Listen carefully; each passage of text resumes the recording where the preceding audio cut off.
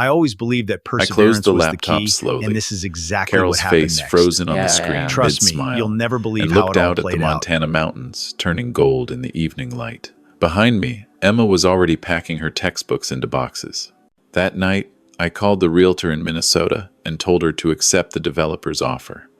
My daughter Linda would find out tomorrow at the closing.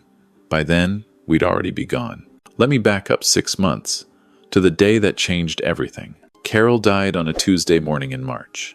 43 years of marriage ended in a hospital room that smelled like disinfectant and false hope. She'd fought the cancer for 8 months, long enough to see the crocuses bloom one last time in our garden, short enough that I never stopped believing we'd have another spring together. I held her hand until it went cold, and then I sat there for another hour, because I didn't know how to be a man who wasn't Carol's husband.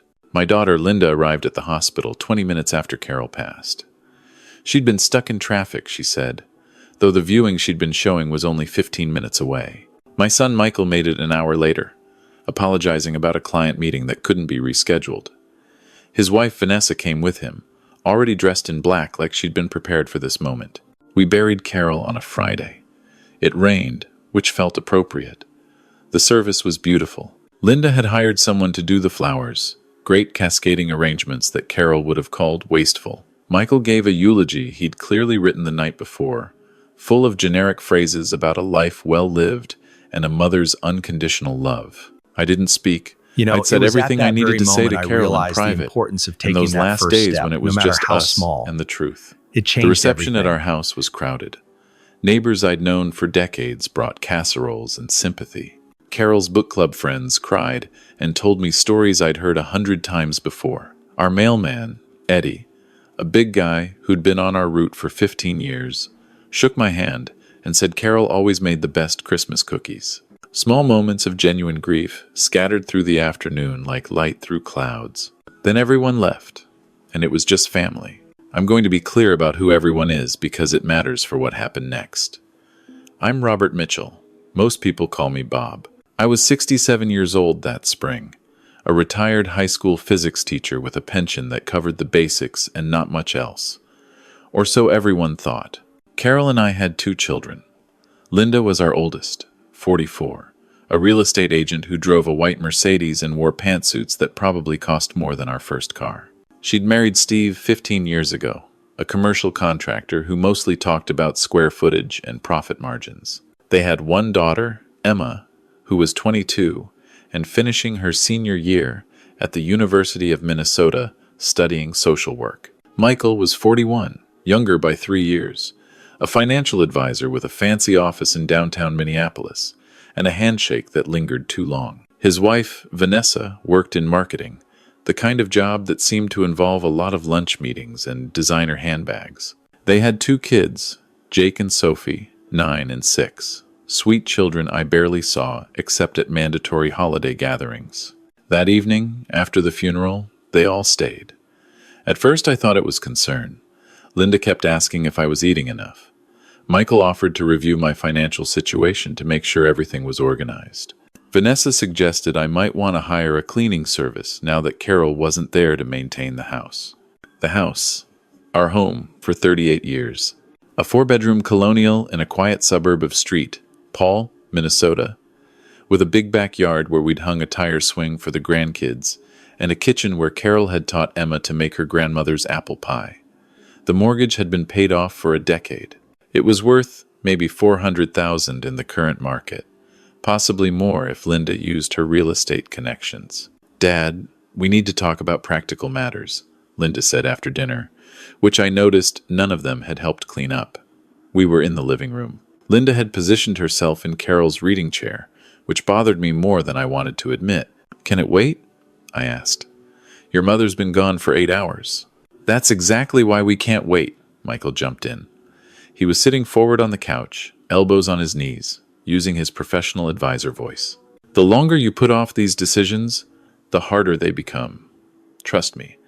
I see it with clients all the time." "What decisions?" I kept my voice level. Linda exchanged a look with Michael. They'd clearly discussed this before arriving. "Dad, you can't stay in this house alone. It's too big, too much maintenance. And honestly, At your age, living by yourself isn't safe. I'm 67, not 97. Mom was doing everything, Vanessa added, her tone suggesting she thought she was being helpful. The bills, the cooking, the garden, the scheduling. How are you going to manage all that? The same way millions of other widowers manage. Be realistic, Dad. Michael pulled out his phone, already typing. I've been running the numbers. The property taxes alone are $7,800 a year. Insurance is another $3,000. Utilities, maintenance, repairs, it adds up fast. On your pension, my pension is fine. For now. Linda leaned forward. But what about 5 years from now? 10? Do you want to be house poor and struggling? Or do you want security? There it was, the word that would echo through the next few months. Security. We've been looking at options, Linda continued, pulling out a folder I noticed she'd already prepared. There's a wonderful assisted living community in Edina. Beautiful facility. Lots of activities. Meals included. I don't need assisted living. Not now, but you're planning ahead. And the money from the house would cover it for years, plus leave a comfortable cushion. She handed me a glossy brochure. Smiling elderly people played cards in a sunlit room. We could get the house on the market next week. I already have 3 investors interested in the property. In this neighborhood, we'd have offers immediately. I looked at the brochure, then at my children. Steve was nodding along from his position by the window.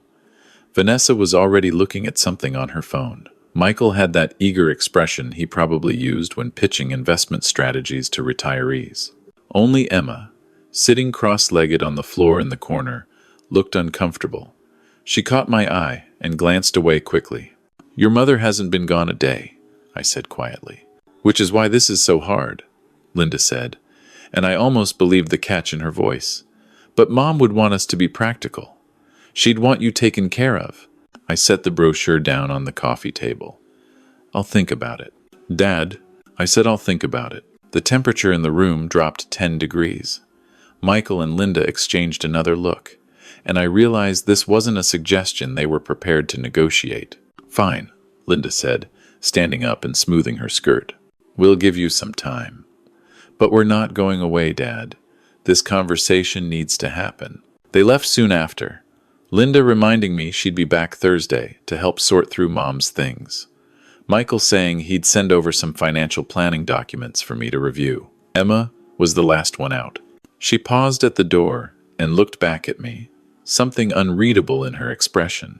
I'm sorry about Grandma, she said. She was really special. She was, I agreed. If you need anything, she stopped, glanced toward her mother's car, idling in the driveway, then finished in a rush. If you need anything, really anything, call me, okay?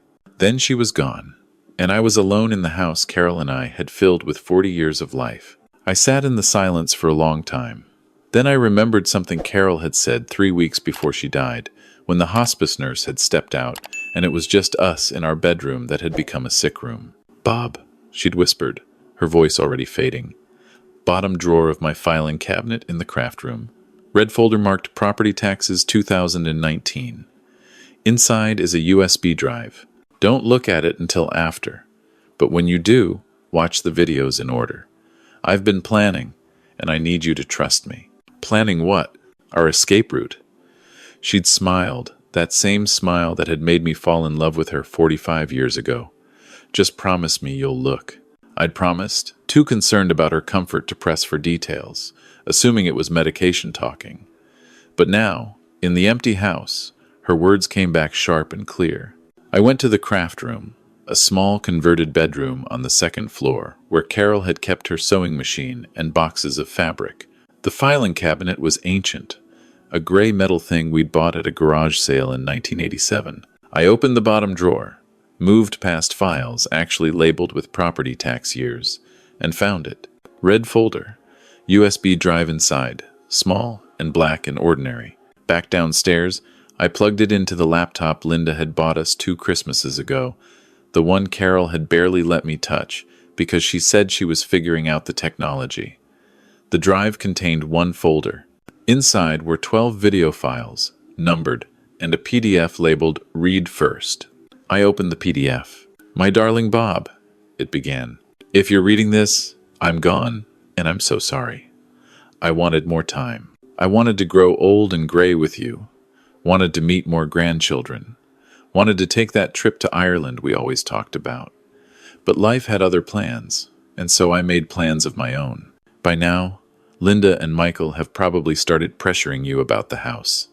I know my children, Bob. I love them, but I'm not blind to what they've become. Linda sees real estate, not home. Michael sees assets, not family.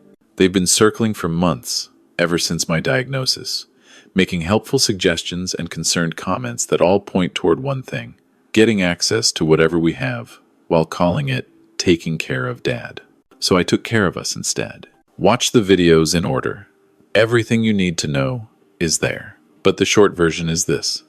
I've been preparing for this for 2 years, ever since I felt the first lump and knew deep down what it meant before any doctor confirmed it. I've been planning our escape, yours and mine, except now it's just yours, and maybe Emma's, if she's brave enough to choose differently than her parents taught her. Trust the plan, Bob. I've thought of everything. I love you. I've always loved you. And I'm not really gone. I'm in every sunrise over those mountains, every page of every book on your shelf, every moment you choose yourself over their expectations. Go west, my love. I'll meet you there. Carol? My hands were shaking. I closed the PDF and opened the first video file. Carol's face filled the screen. She was sitting at this same desk, in this same room, but her face was fuller, her eyes brighter. This had been recorded months ago, maybe a year. Hi, honey, video Carol said, and my throat closed up. I know this is strange. I'm sitting here very much alive while you're watching this, very much not, and I'm trying not to think too hard about that part. Let me tell you a story about something I did 30 years ago that you never knew about. She smiled, and it was mischievous, young, the smile of the woman I'd married. Remember when your dad died in 1994 and left you that $20,000? You wanted to pay off the mortgage, but I convinced you to invest half and use half for the roof repair we needed. You thought we invested it in that mutual fund through your teacher's credit union. We did invest $10,000 there, but the other $10,000 I invested differently. I'd been reading about this new company called Amazon. Just a bookstore online. Everybody said it would never work, but something about it made sense to me. So I bought stock. Not much, just what I could afford. And then I kept buying. Little bits here and there. $10 a month. $20 when we could spare it. Money from selling my quilts at craft fairs. That $100 your Aunt Jean sent for birthdays that I always said I put in savings. Bob, that $10,000, plus 30 years of tiny additions, is now worth $1.8 million. I sat back so hard the chair rolled. Carol kept talking on the screen, but I had to pause it. $1.8 million. We'd lived modestly our entire lives, cutting coupons and fixing things ourselves and buying store brand. And Carol had been sitting on $1.8 million. The key wasn't about working I restarted harder, the video. but about working I know what smarter. you're thinking. It she shifted said, my entire reading my perspective. mind the way she always could. Why didn't I tell you? Why did we pinch pennies and skip vacations and drive used cars? And the answer is complicated, but it comes down to this. I wanted to know we built our life on us, not on money. I wanted our children to learn the value of work and earning and making their own way. And I'll be honest, Bob, about 10 years ago, I started to see who Linda and Michael were becoming, and I didn't want them to know. I watched Linda pressure Steve's parents into signing over their lake house, saw how she didn't visit after the papers were signed. I watched Michael convince his wife's grandmother to make him power of attorney, saw what happened to that woman's savings. Our children are good people in many ways, but they've learned to see family as assets, and I won't let them see you that way. The stock portfolio is in both our names, but structured so that it passes entirely to you without probate. I've already talked to a lawyer, a good one, not anyone local. His name is Marcus Chen, and his contact information is in the files on this drive. The day after my funeral, call him. He'll help you with the next steps. But before you do anything else, I want you to watch the rest of these videos, because the money is just part of the plan. The video ended. I sat in the dark living room, the laptop screen casting blue light across walls covered with family photos.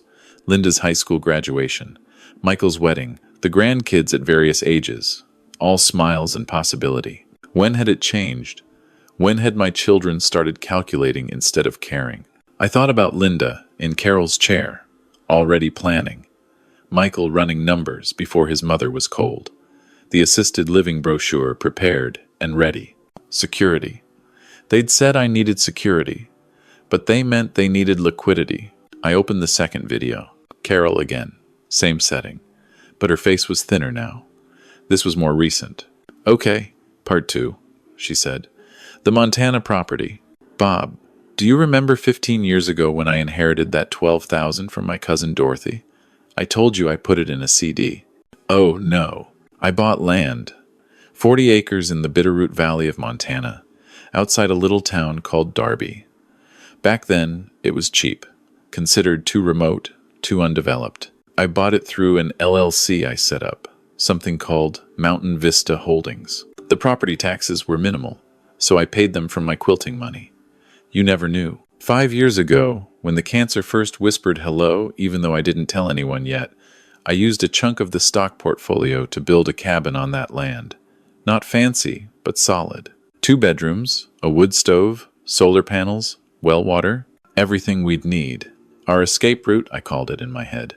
Our place to disappear if we ever needed to. The cabin is finished. It's furnished. It's ready. And it's in your name as of 3 days ago when I signed the final transfer papers. Marcus has all the documents. Marcus also has a plan, if you want to use it, for what to do about our house here.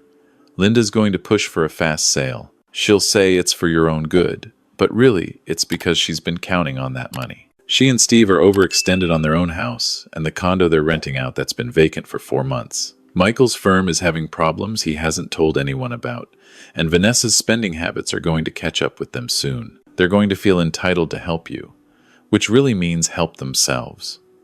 So here's what I suggest.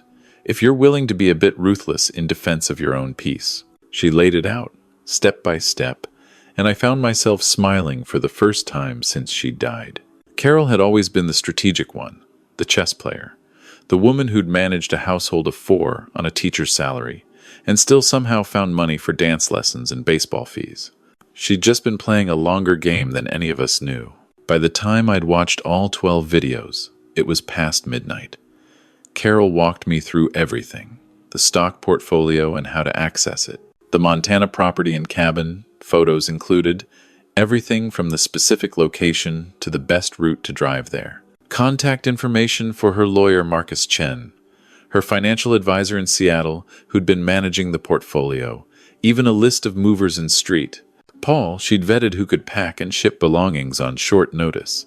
The last video was different. Carol was in bed. This was clearly from her final weeks. The camera angle was awkward, like she'd propped up her phone on the nightstand. Her voice was whisper thin. I wish I could have told you about all this in person. Watched your face. Held your hand while you processed it. But I ran out of time, and I'm sorry for that. What I'm not sorry for is protecting you. Protecting us. Protecting what we built together. Bob, you've spent 43 years taking care of me. Taking care of our family. Putting yourself last. You fixed things that broke and took summer jobs when money was tight and never once complained about what you didn't have. You were a good husband, the best husband, and I need you to be selfish now. Live in that cabin. Watch the mountains. Read all those books you always said you'd get to. Learn to fish, or don't. Garden, or don't. Just be there. Be at peace. Be free from people who see you as an inconvenience to be managed. And if Emma comes with you, if she's smart enough and brave enough to choose a different path than her parents, take care of her the way you took care of me. Show her what it means to live deliberately, on your own terms, without apology. I love you, Bob Mitchell. I loved you the day I met you in that library in 1978, and I'll love you forever. Go to Montana, start over, and know that every sunset you see there, I'm seeing it too. The video ended. I closed the laptop, and I cried for the first time since Carol had died. Not sad tears, exactly. Grief and gratitude and wonder all mixed together. She'd thought of everything. Even dying, especially dying, she'd been taking care of me. The next morning, I called Marcus Chen. Thursday, Linda arrived at 10 a.m. with empty boxes and a determined expression. I'd spent the night thinking, barely sleeping, Carol's videos playing on loop in my head.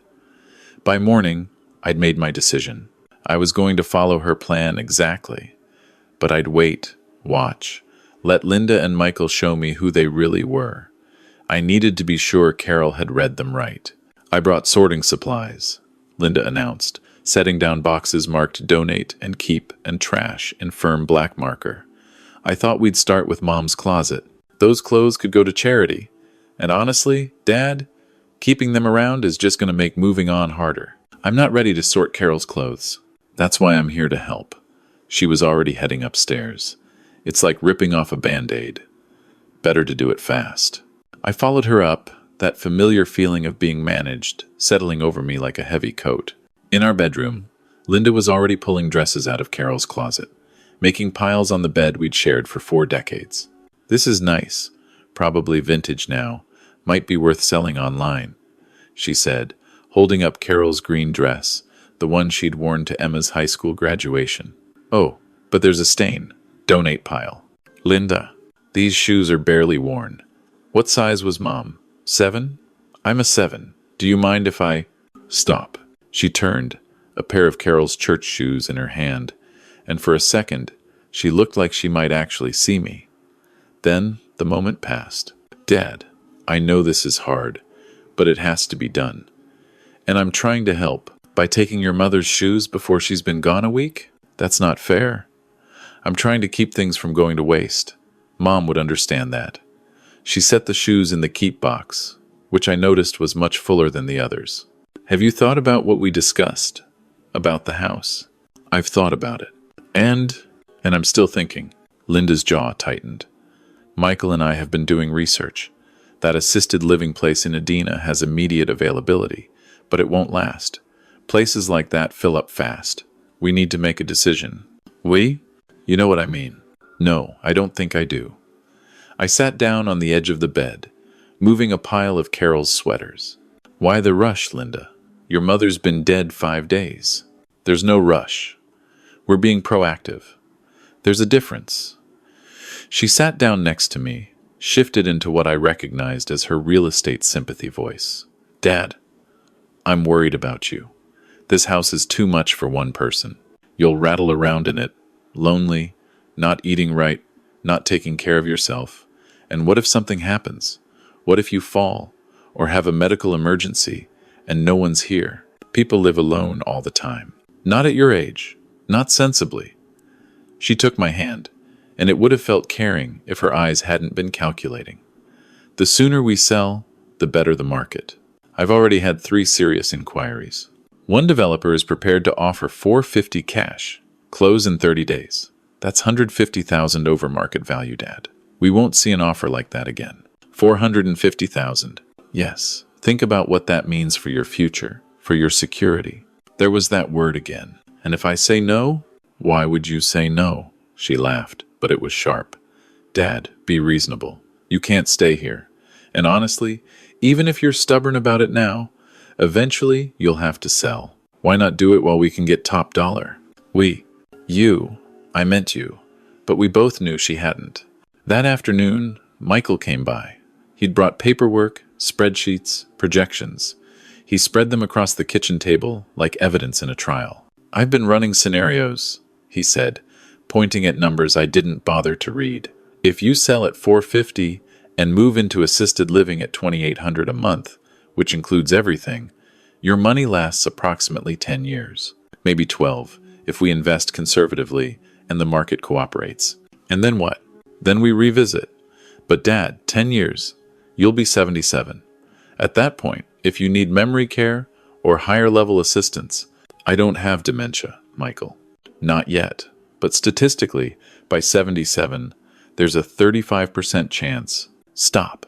I stood up, went to the sink, looked out at the backyard where Carol's tulips were just starting to push through the soil. I don't want to talk statistics. Then what do you want to talk about? His frustration was showing now, professional mask slipping. Because from where I'm sitting, you're being offered a gift. A chance to secure your future, live comfortably, not be a burden on anyone. And you're acting like we're trying to hurt you. Are you? What? Dad, no. Jesus. He ran his hand through his hair, and for a second he looked young again, like the little boy who used to help me build model rockets in the garage. We're trying to help. Why can't you see that? Help me, or help yourselves. The words hung there. Michael's face went red, then white. I can't believe you just said that. After everything we've done this week, all the arrangements, the funeral, dealing with all of Mom's friends and their questions, we've put our lives on hold to be here for you. And this is what we get. I didn't ask you to put your lives on hold. You didn't have to ask. We're family. That's what family does. He started gathering his papers, shoving them back into his briefcase. But apparently, that doesn't go both ways. Apparently, when your family tries to help you make smart decisions, that's seen as, what? Greed? Manipulation? Michael, no, it's fine. Take your time. Think about it. He headed for the door, then turned back. But Dad, at some point you're going to have to face reality. You can't stay in this house. You can't afford it alone. And whether you want to admit it or not, you need us. So maybe think about that before you go accusing us of ulterior motives. He left. The house felt colder. That evening, Emma called. Hi, Grandpa. I wanted to check on you. I'm okay, sweetheart. Mom said you guys had a fight, a disagreement, about selling the house. She was quiet for a moment. Grandpa, can I ask you something? Do you want to sell? I looked around the kitchen. Carol's coffee mug still in the dish drainer, her handwriting on the calendar, appointments she'd never make. The crack in the ceiling we'd always meant to fix but somehow never did. I don't know yet, I said honestly. But if you don't want to, you don't have to, right? It's your house. Technically, yes. Then why is everyone acting like you don't have a choice? Smart girl. Carol's granddaughter through and through. Emma, what do you think I should do? I think you should do whatever makes you happy. And I think Grandma would say the same thing. She paused. I miss her, Grandpa, so much. Me too, honey. Me too. After we hung up, I sat in the dark for a long time. Then I opened the laptop and watched Carol's videos again, all 12 of them straight through. By the end, I knew what I had to do. Friday morning, I called Marcus Chen.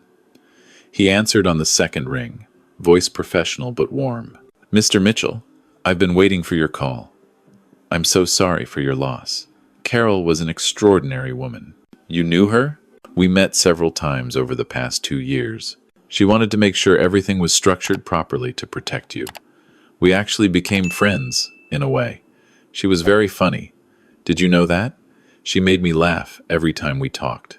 That sounded like Carol. She said you could help me with her plan. I can. How much did the videos explain? Everything, I think. The portfolio, the Montana property, the strategy for the house here. Are you comfortable proceeding with that strategy? Because we have options. If you'd rather just sell the house conventionally and move without the, let's call it theater, we can do that. No. The word came out firm. I want to do it Carol's way. Okay then. Let's talk details. We spent 2 hours on the phone. Marcus walked me through everything, and I started to understand just how carefully Carol had planned this. The stock portfolio was real, 1.8 million and change, managed by a firm in Seattle that specialized in discrete wealth management. It was set up to transfer to me without going through probate, and structured in a way that kept it completely separate from any joint assets. As far as anyone looking at my finances would see, I had my pension, and that's it. The Montana property was deeded solely to me as of 2 weeks before Carol died, transferred from the LLC she'd set up years ago. The cabin was built and ready, fully furnished, solar panels operational, well-producing clean water. Carol had even arranged for a local caretaker to check on it monthly and keep the road plowed in winter. She thought of everything, Marcus said, and I could hear the admiration in his voice. She did. Now, about your house in Minnesota, Carol suggested a strategy, and I want to make sure you understand it fully before you commit. It's It's clever, but it requires you to be comfortable with some deception. Not illegal deception, just strategic truth management. Tell me, he explained. The plan was beautifully simple. I would tell Linda I was ready to sell, let her think she'd convinced me, let her line up her developer buyer. But here's what they wouldn't know. The house had a home equity line of credit Carol had taken out 2 years ago for renovations that never happened. The HELOC had a balance of $250,000 secured against the house. The developer would buy the house for $450,000. But after the HELOC payoff and closing costs, there'd be less than $175,000 in actual proceeds. Carol borrowed against the house? I was stunned. She did. And she invested that borrowed money in the stock portfolio, where it's now worth approximately $400,000. So the money exists. It's just not where your children think it is. They're expecting a huge windfall from the house sale, and they're going to get significantly less. And I pay off the HELOC from the portfolio before I leave? Exactly. The loan gets satisfied at closing from the sale proceeds, but you've already moved the actual wealth somewhere your children can't see or calculate. As far as they know, the house just didn't generate what they thought it would. That's brilliant. That's Carol, Marcus chuckled. She said her children had been counting eggs before they hatched, and she wanted them to understand what assumptions do. Her words, not mine. Saturday, I called Linda and told her I was ready to sell. Oh, Dad. She sounded relieved, victorious. You're making the right decision. I know it's hard, but you'll see. This is for the best. I'd like you to handle it. I never since you're a imagined realtor. that this one decision would I'll call the completely developer right reshape now. the course of my life. This is going to move fast, and career. Dad, which is good. Better to not drag it out. One thing, though. I want to be packed and moved before the closing. I don't want to be here when someone else takes possession. That's understandable. We can arrange that. Where are you going? I'm not sure yet. Maybe stay with your Aunt Betty in Duluth for a while. Figure things out. The lie came easier than I expected. Perfect. And Dad, thank you for trusting us, for letting us help. Mom would be proud of you for being smart about this. After we hung up, I stood in the kitchen and apologized to Carol's memory for using her name like that. But she'd known what Linda was, had planned for it. This was all part of the design. The next 2 weeks moved like a tornado.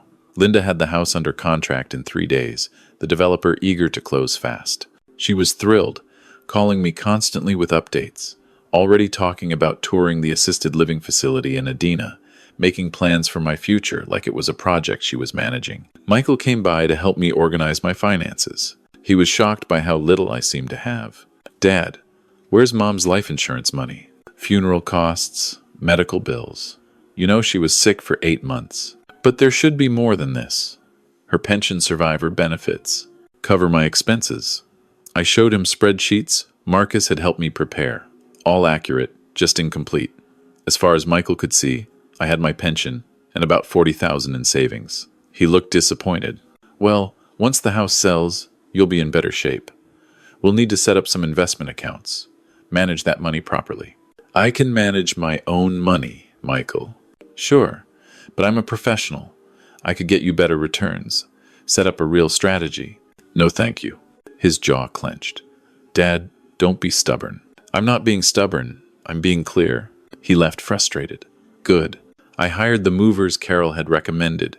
Explained that I wanted most of my belongings put in storage for now, just some essentials going to Aunt Betty's. They were professional, discreet, didn't ask questions. Over the course of a week, they packed up 40 years of life into boxes and loaded them into a truck. Linda came by during the packing. She walked through the emptying rooms with a critical eye. You're taking all this furniture to Betty's? She doesn't have room. Some is going to storage. That's expensive, Dad. Why not just sell it? It's Carol's furniture. Our furniture. It's just stuff. She picked up a photo album from a box. Look, I'm not trying to be harsh, but you have to be practical. You're entering a new phase of life. You can't drag the past with you. Why not? Because it's heavy. It weighs you down. She set the album back. When you get to Adina, they'll furnish your apartment.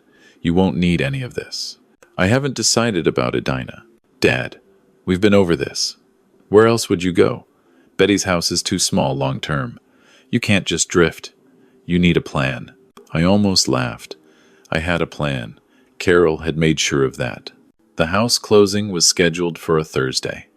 I arranged to be moved out by Tuesday. Linda thought I was going to Duluth. Michael thought I was going to think about Adina. Emma hadn't said anything, but she'd been quieter than usual when she came by to say goodbye. Tuesday morning, the movers finished.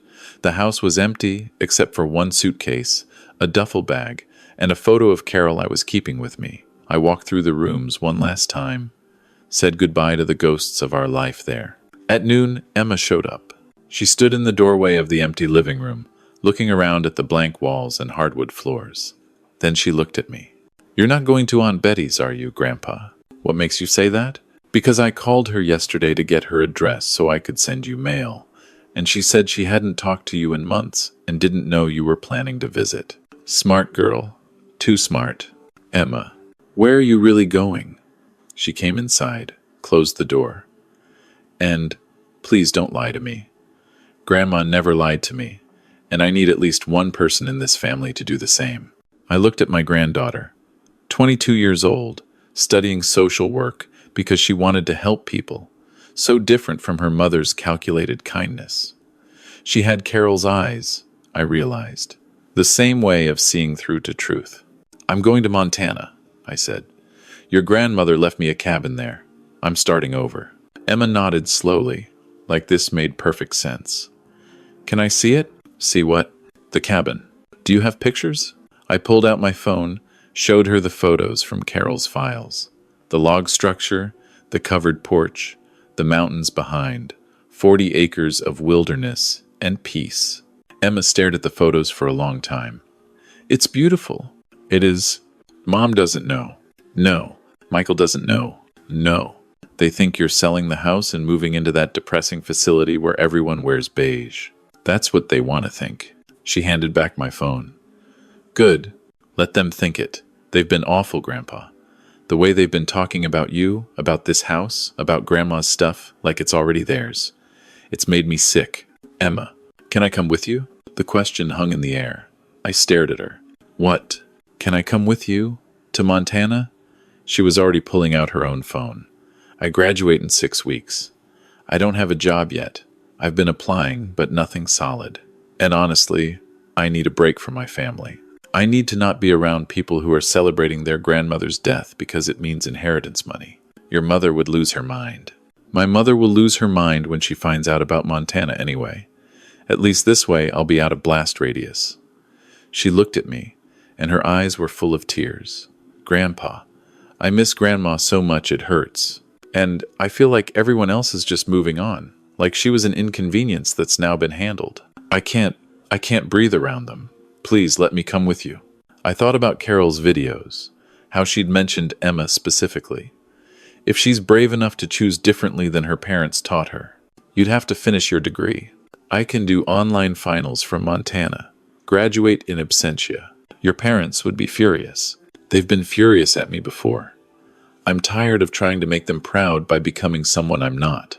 I looked at this young woman who'd been brave enough to call Aunt Betty, who'd seen through my careful lies, who was asking to blow up her family relationships to choose differently. "Pack a bag," I said. "We leave in an hour." Her smile was pure relief. Pure Carol. I picked her up from her apartment at 2 p.m. She'd packed light, just 2 bags and her laptop. We were on I-94, heading west by 3. "Aren't you going to call your mom?" I asked, as the Minneapolis skyline disappeared behind us. I left a note. Said I needed to clear my head before graduation, that I'd be in touch in a few weeks, which is true. She looked at me. "When do you think they'll figure it out?" "Closing is Thursday. I'd say Thursday afternoon, when they realize there's a lot less money than expected, and I'm not answering my phone. This is going to be nuclear. Probably. I don't care." She leaned her head against the window. Grandma would have done the same thing. "Your grandmother planned this whole thing." "I know.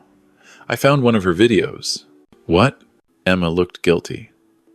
"Last week, when I came to say goodbye, you were showing Mom something in the basement, and I went into Grandpa's office.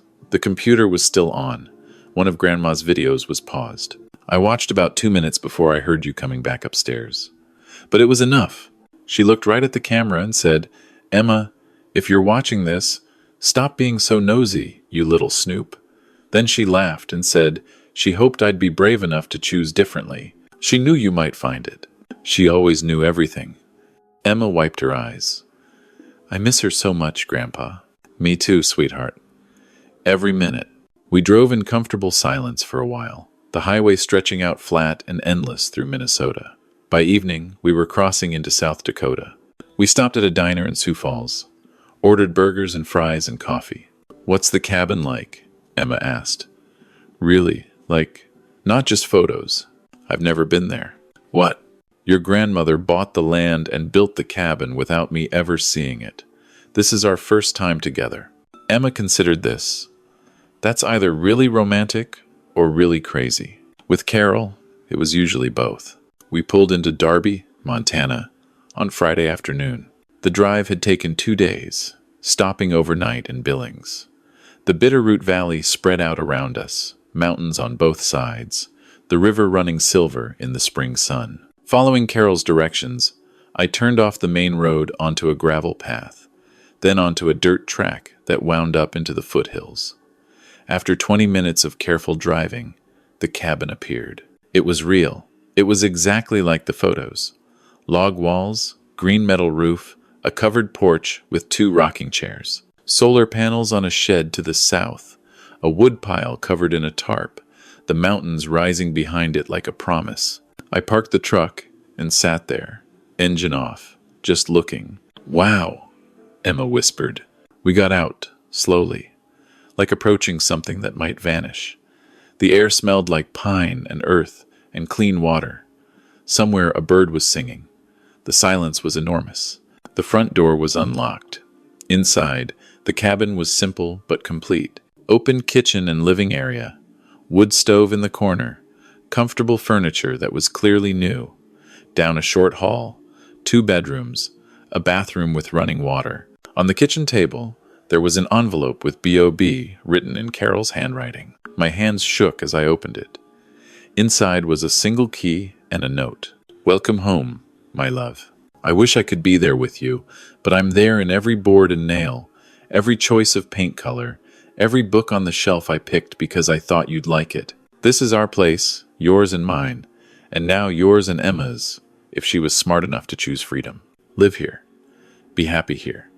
Watch the mountains change with the seasons. Learn to be still and at peace. And know that I am so proud of you for being brave enough to take what I'm giving you. There's food in the pantry, firewood in the shed, and a very nice bottle of whiskey in the cabinet above the sink for your first night. Pour yourself a glass, sit on the porch, and watch the sun set. I'll be there with you. All my love, always and forever. Carol." I couldn't read the last lines through tears. Emma took the note gently from my hands, read it, and started crying too. We stood in that cabin that Carol had built for me, built for us, and we mourned and celebrated at the same time. That evening, I did exactly what Carol had told me to do. I poured whiskey into a glass I found in the cabinet, exactly where she'd said it would be. Emma made tea from a box labeled Emma's favorite that Carol had stocked months ago. We sat in the rocking chairs on the porch and watched the sun sink behind the mountains. "To Grandma," Emma said, raising her mug. "To Carol," I agreed. "The smartest woman I ever knew." We sat in silence as the sky turned pink, then orange, then deep purple. Stars came out, more stars than I'd ever seen in the light-polluted suburbs of Street Paul. The temperature dropped, and I went inside to get us blankets. My phone, which I'd turned off since leaving Minnesota, I left off. Tomorrow would come soon enough.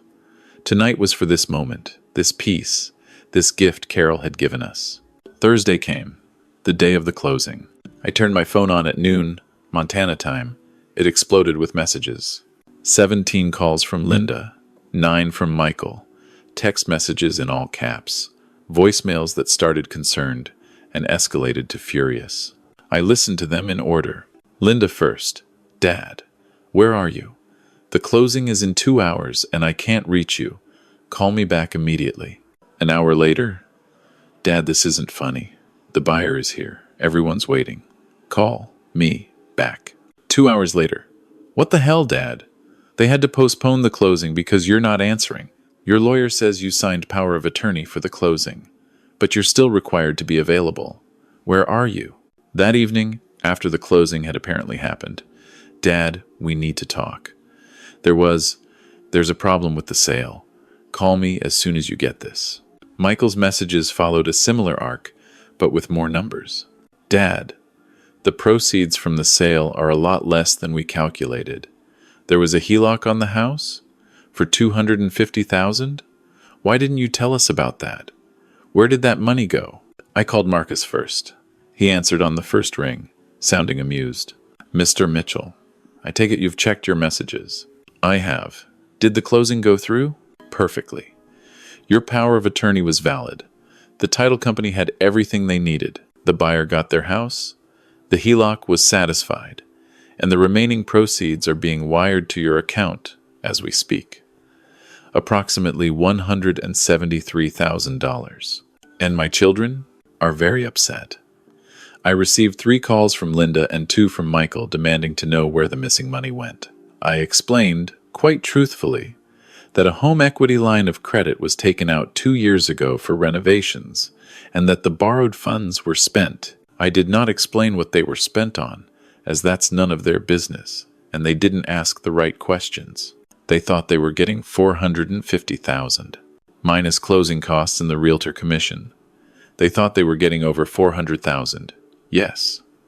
Instead, you're getting about $173,000. I'd imagine they'd built that larger number into their plans already. What happens next? That depends on you. They don't know where you are. They don't know about Montana, as far as they can determine from your phone records, which Linda has apparently been trying to access.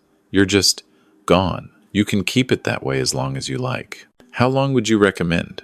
Long enough for them to realize you're not coming back on their terms. Long enough for them to stop seeing you as someone they can manage.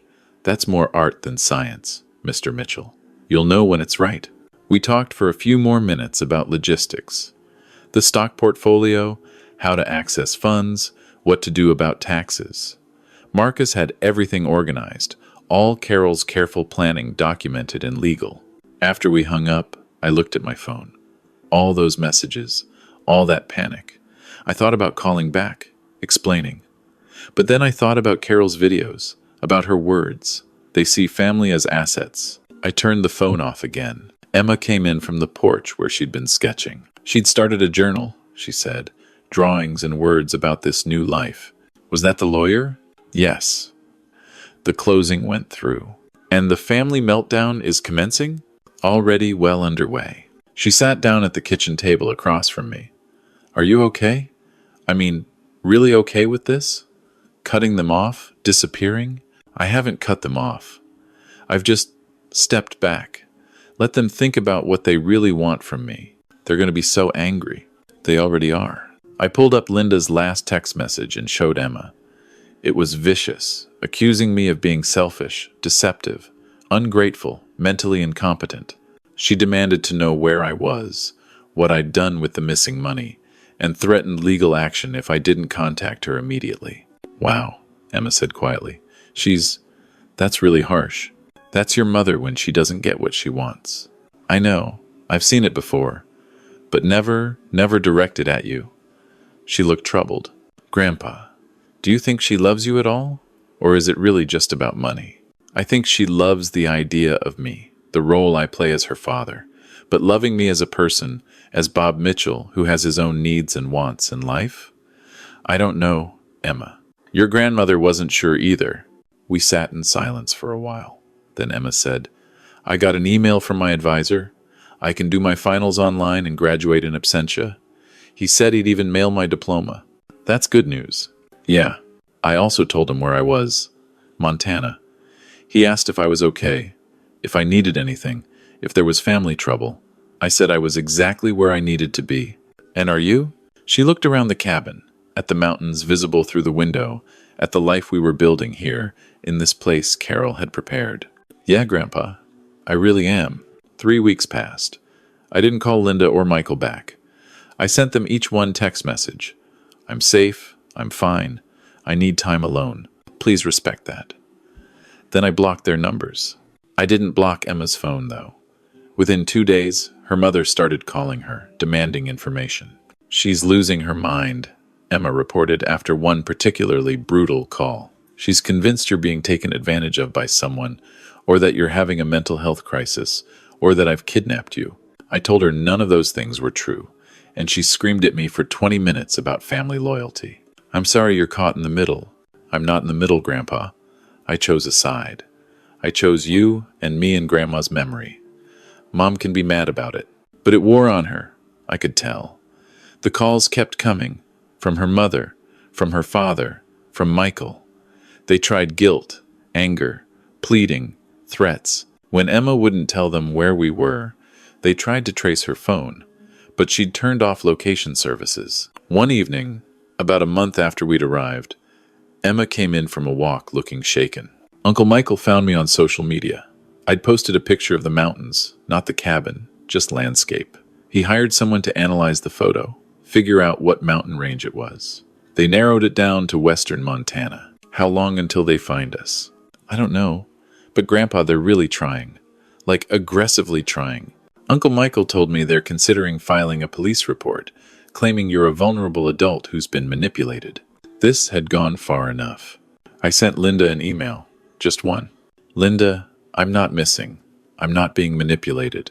I'm not mentally incompetent. I'm a grown man who made a decision to leave a situation that wasn't healthy for me. Your mother knew what you and Michael were becoming. She planned for this. The money you're looking for, it exists. It's just not yours to count. The life you wanted to manage for me, it's mine to live.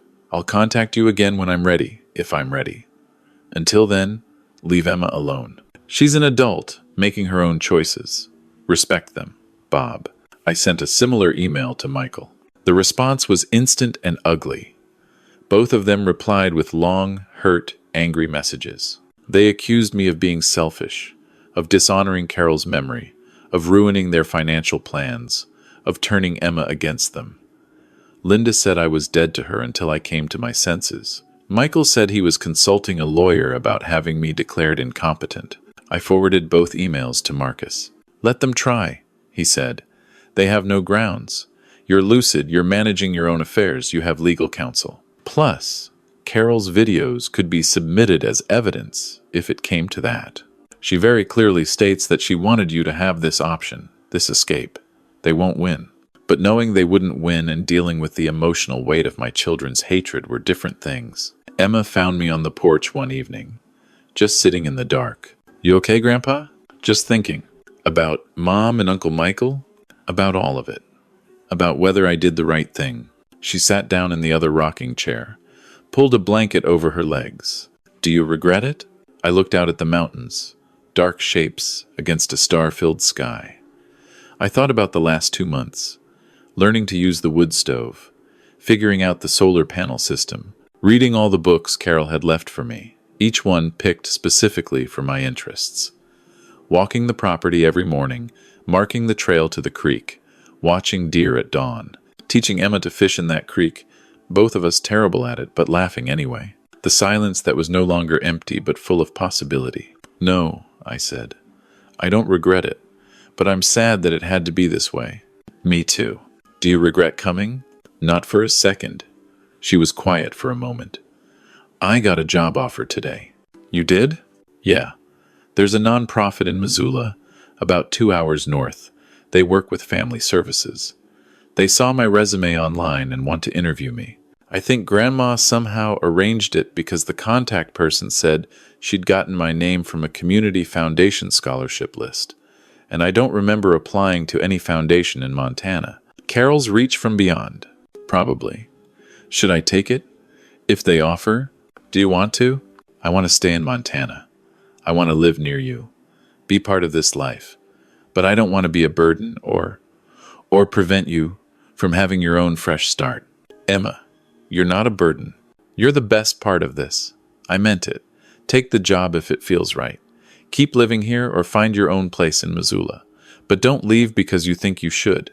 Leave if you want to. I want to stay. Then stay. 2 months later, Emma moved to Missoula for her job. She came back every weekend. We'd make dinner together, talk about her week, sit on the porch, and watch the sunset.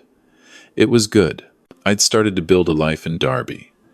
I volunteered at the library. I joined a hiking group for seniors. I took a woodworking class at the community college and made a small table that Carol would have loved.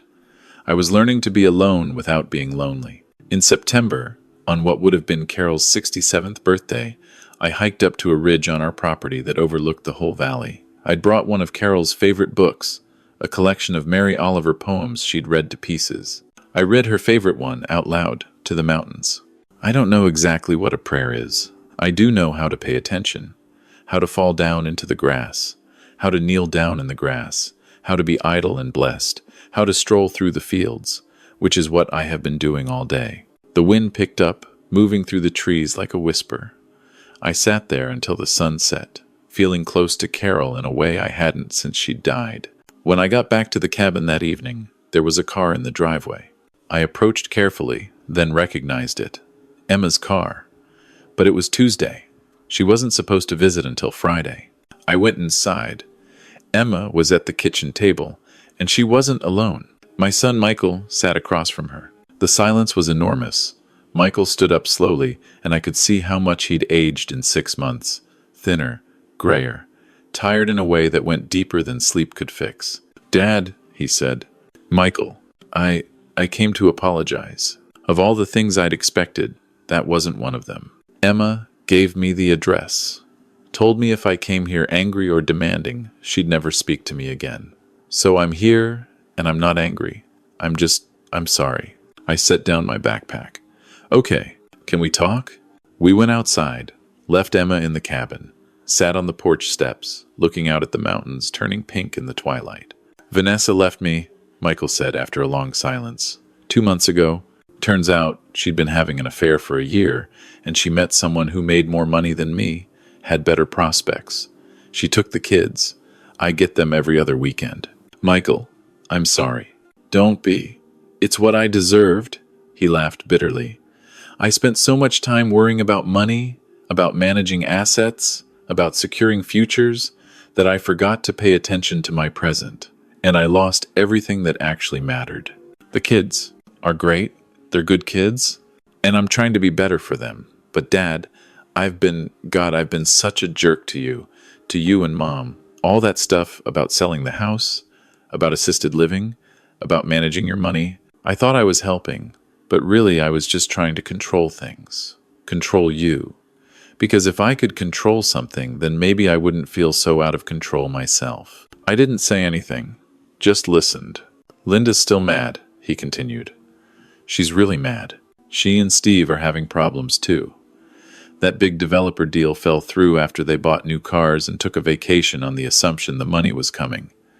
They're in debt, fighting constantly. She blames you, says if you just sold the house earlier, taken our advice, everything would be fine. It's not about the house. I know that now, but she doesn't." He looked at me. "Emma told me about the stock portfolio, about Montana, about Mom's plan. Dad, that's incredible. And I'm so mad at myself that Mom felt like she had to hide it from us, that she couldn't trust us. But she was right not to trust us. We'd become people who saw inheritance before we saw our father. You weren't always that way. No. But somewhere along the line, we stopped seeing you as a person and started seeing you as a responsibility, as someone who needed to be managed. And that's so messed up." We sat in silence while the stars came out. "I'm not asking you to forgive me," Michael finally said. "I don't deserve it, but I wanted you to know that I see it now. I see what I did, what we did, and I'm trying to be better, for Jake and Sophie, for myself. And I wanted to tell you that I'm glad you got out. Glad you and Emma found this place. Mom would be proud of you. She'd be proud of you for coming here. Maybe." He stood up. "I should go. I'm staying in Missoula tonight, driving back to Minneapolis tomorrow. Emma said I could visit again, if you're okay with it. No pressure." "Michael." He turned. "Do you want to stay for dinner?" His eyes got wet. "Yeah, Dad, I'd like that." That night, the three of us made spaghetti in Carol's kitchen. We told stories about her, laughed at memories, cried a little. Michael asked about the cabin, about my life here, and actually listened to the answers. We didn't talk about money or houses or any of the things that had broken us apart. When Michael left the next morning, he hugged me. Really hugged me. Not the awkward pat we'd been doing for years. "I love you, Dad. I'm sorry it took me so long to show it. Love you too, son." After his car disappeared down the road, Emma came to stand beside me. "That was good," she said. "It was. Think Mom will ever come around?" "I don't know. Maybe, maybe not. But I can't control that. I can only control whether I leave the door open." "Is it open?" I thought about Linda's last email, still sitting in my inbox, unread for months. I thought about Carol's videos, her warnings, and her wisdom. I thought about the life I'd built here, the peace I'd found. "It's open," I said. "But she has to walk through it herself." A year passed. Michael visited 3 more times, brought the kids once. Jake and Sophie loved the cabin, loved the mountains, loved learning to fish in the creek. Michael and I were slowly rebuilding something, not the relationship we'd had before, but something honest and real. Linda never called, never emailed. As far as I knew, she was still angry, still blaming me for whatever financial troubles she had. And that was sad, but it was also her choice. Emma thrived in Missoula. She got promoted at work. She started dating someone, a teacher named Alex, who made her laugh. She still came back most weekends, still sat on the porch with me watching the sunset. I thought about Carol every day.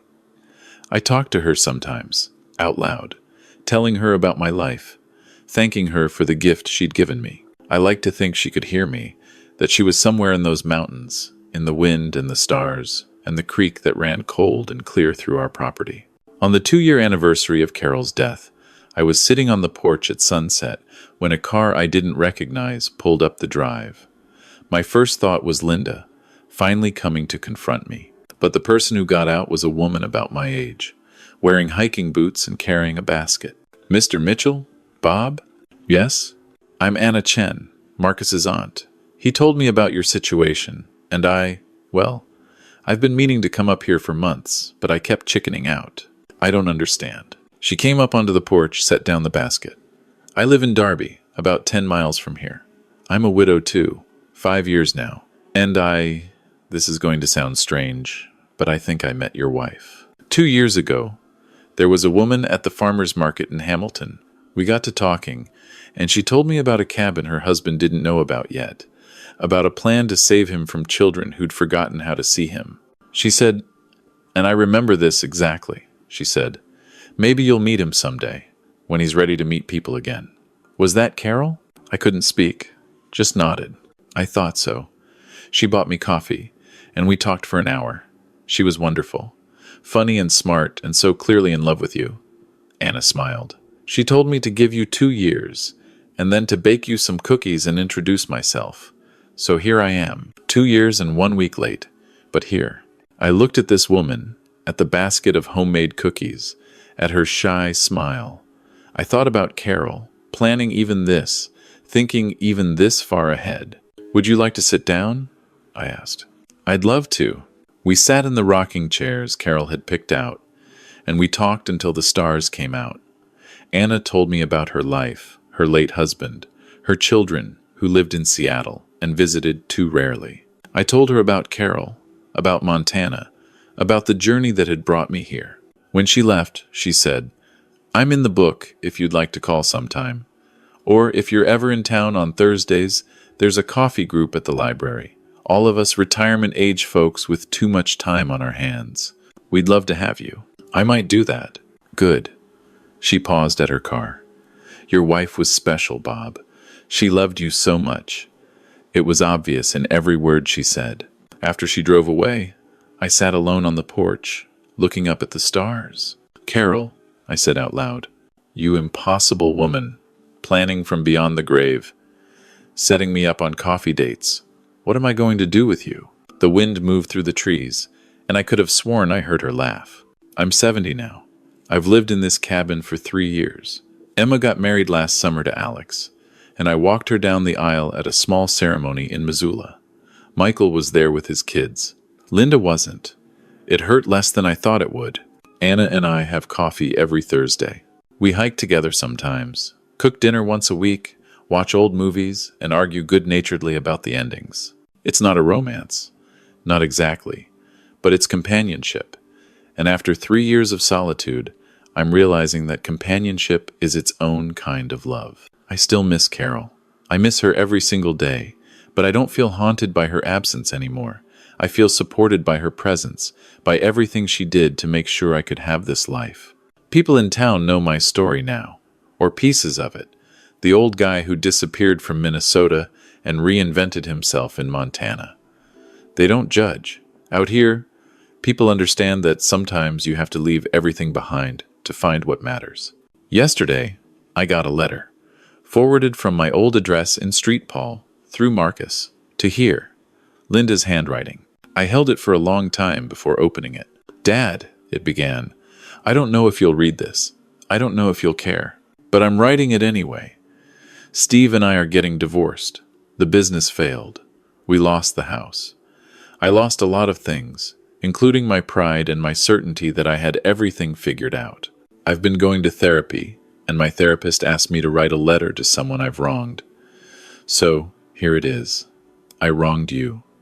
I treated you like a problem to be solved instead of my father. I saw dollar signs instead of grief. I assumed I knew what was best for you without ever asking what you wanted. I'm sorry. I know that's inadequate. I know I can't undo the damage, but I'm sorry. Emma showed me some of Mom's videos. Not all of them, but enough to understand that she knew exactly what we were becoming and she tried to save you from it. Good for her. Good for you for listening to her. I hope you're happy wherever you are. I hope you found peace. If you're willing, someday I'd like to see you again. Not to ask for anything. Just to say I'm sorry in person and to meet the version of you that got to escape. Love, Linda." I read it 3 times. Then I folded it carefully and put it in the drawer where I keep Carol's photos and letters. Tomorrow, I'll write back. I'll tell Linda about Montana, about the cabin, about the life I've built. I'll tell her I'm proud that she's getting help, that I hope she finds her way. I'll tell her she's welcome to visit if she wants, when she's ready. But tonight, I'm going to pour myself a glass of Carol's whiskey, sit on the porch, and watch the mountains turn gold in the setting sun. I'm going to toast to second chances and brilliant wives, and the courage it takes to choose peace over property. The mountains don't change, but the light does. Every sunset is different. Every sunrise a surprise. That's what Carol understood. That's what she gave me. Not a house, or money, or security, in the way my children understood it. She gave me the freedom to wake up every morning and choose what kind of man I want to be in whatever time I have left. She gave me mountains and silence, and a granddaughter who chose integrity. She gave me a son who's learning to be better, and a daughter who might still find her way home. Most of all, she gave me this moment, right now. This sunset, this peace, this life that's entirely my own. The last light fades from the mountains, and I go inside to sleep in the cabin my wife built me, in the bed she chose, under blankets she picked out. Tomorrow I'll wake up to birdsong and possibility. I'll make coffee in Carol's kitchen and read on Carol's porch and walk the land Carol bought for us. And I'll be grateful, so deeply grateful, for 43 years with a woman smart enough to save me from everyone, including myself, even after she was gone. The mountains keep their patient watch over the valley. The creek keeps running cold and clear. The stars come out, one by one, and I'm exactly where I'm supposed to be. Thank you, Carol, for everything, for Montana.